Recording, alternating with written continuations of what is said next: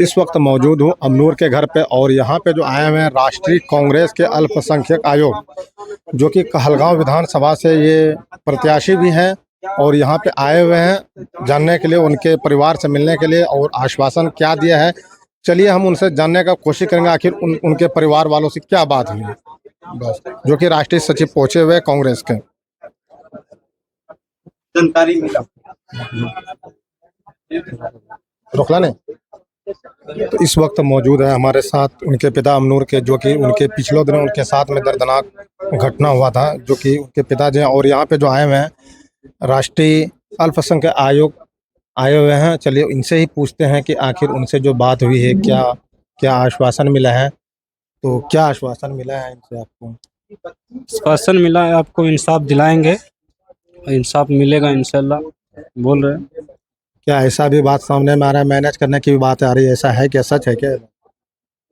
ये बात सच है, संपर्क करने का कोशिश कर रहा है लेकिन हो नहीं पा रहा संपर्क। मतलब मैनेज का कोई सवाल ही नहीं है, मुझे चाहिए इंसाफ क्या? नहीं, मुझे इंसाफ चाहिए, मैनेज के उनेज के कुछ नहीं।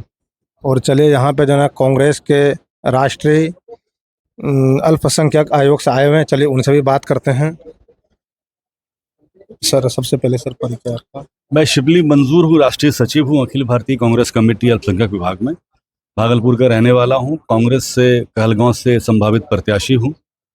पिछले दिनों से लगातार कहलगांव में दौरा चल रहा था। इस बीच में इस घटना की जानकारी मिली। 2-3 दिन हम लोग थे नहीं, यहाँ पटना में थे राहुल गांधी जी की जो वोटर अधिकार यात्रा के समापन में सम्मिलित होने के लिए।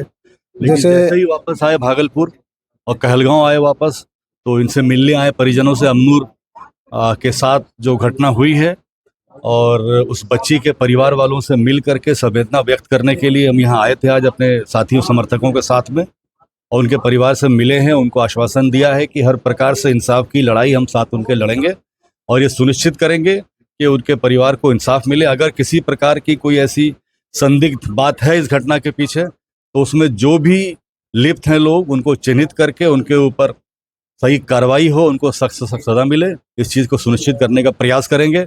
हमने अभी डीसी गोड्डा से भी बात किया, फ़ोन करके सबके सामने ही स्पीकर पे बात किया।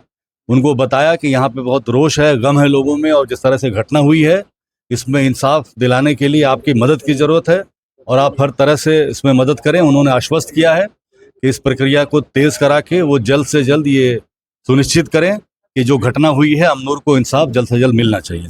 शुरू से लेकर अंत तक उनके परिवार वालों ने आपके साथ जो बात साझा की है, उससे क्या लग रहा है आपको? देखिए, बात इनकी जो समझ में आ रहा है कि बच्ची की जो जिस अवस्था में इन्होंने देखा, लोगों ने बताया कि वो फांसी पे थी लटकी हुई, लेकिन जब गए उसके पिताजी वहाँ देखा तो वो ज़मीन पे थी। अब वहाँ से किसने उतारा उसको, कैसे नीचे लिटाया, या उसके बाद पुलिस आई, पुलिस शव को लेकर के गई, पोस्टमार्टम में विलम्ब हुआ। इसके पीछे क्या कारण था, ये जांच का विषय है और समझना होगा कि क्या ये वाकई कोई प्रोसीजरल डिले था, कार्रवाई के कारण इसमें विलम्ब हो रहा था, या किसी ने जानबूझ करके इस प्रक्रिया को लंबित करने का प्रयास किया है।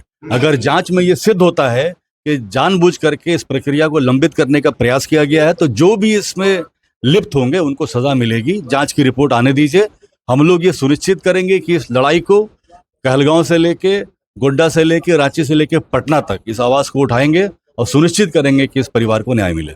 जैसा कि मदरसा के तरफ से आरोप लगाया जा रहा है कि वो लड़की अमनूर जो है फांसी से लटकी हुई थी, लेकिन जब उनका कहना है तो वो लोग सपोर्ट क्यों नहीं कर रहे हैं पुलिस प्रशासन टीम को? और देखिए, ये वादी और प्रतिवादी का मामला है। ये पीड़ित परिवार है जिनके साथ हम लोग बैठे हुए हैं।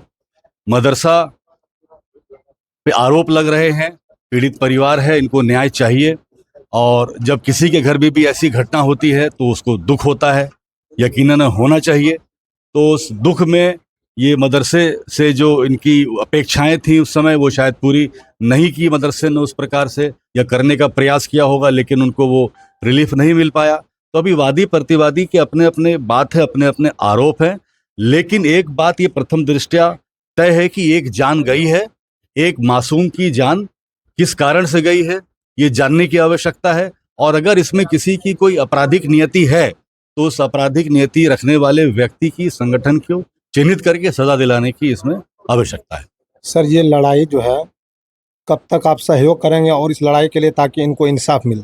इस लड़ाई को अंजाम तक पहुंचाएंगे। धन्यवाद। ये जो आप सामने देख रहे थे शिवली मंजूर है इनका नाम, और राष्ट्रीय कांग्रेस के अल्पसंख्यक आयोग से आए हुए थे, और इन्होंने आश्वासन दिया कि हम इन पीड़ित परिवार के साथ में हैं और जब तक हम लड़ाई लड़ेंगे जब तक इनको न्याय नहीं मिल जाता। और इस वक्त मौजूद हूँ कुशापुर से, और आप देख रहे हैं देसी फास्ट न्यूज़, और मेरा नाम है जुबेर।